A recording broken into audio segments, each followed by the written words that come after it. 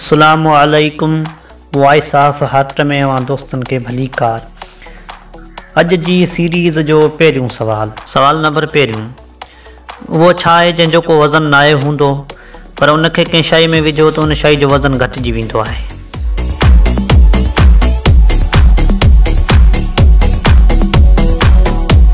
उनजो जवाब आहे सोराख। सवाल नंबर ॿियो वो छा है जेको अवां नाश्ते में नथा खाई सघो।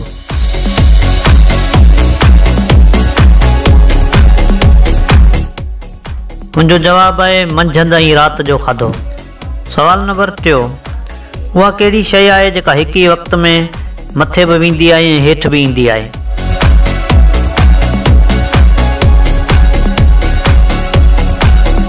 उनजो जवाब है चाढ़ी।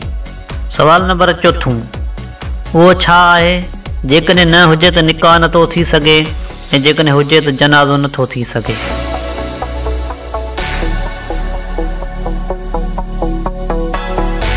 जो जवाब आहे रूह। सवाल नंबर 5 उहा कहिड़ी जगह आहे जिते 11 में 2 जमा करियूं त जवाब 1 ईंदो आहे।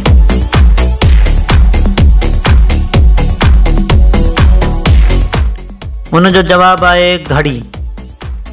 सवाल नंबर 6 वो कहिड़ो वण आहे जंहिंमें काठी नाहे हूंदी।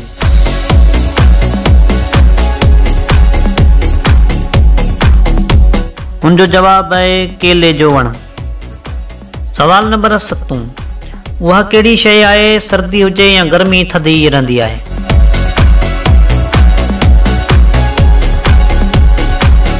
उनजो जवाब आहे बर्फ़।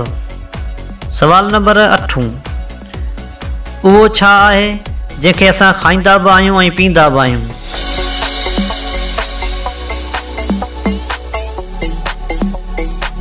उनजो जवाब आहे नारेल।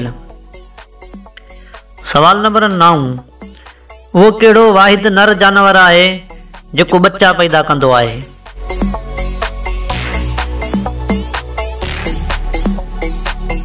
उनजो जवाब आहे दरियाई घोड़ो। सवाल नंबर 9 उहा कहिड़ी शइ आहे जंहिंखे असां खाईंदा आहियूं टोड़ींदा आहियूं पर ॾिसी नथा सघूं।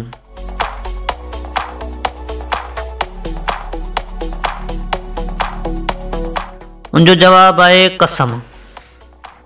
अॼु जे लाइ एतिरो ई। वरी मिलंदासीं के मालूमाती वीडियो में।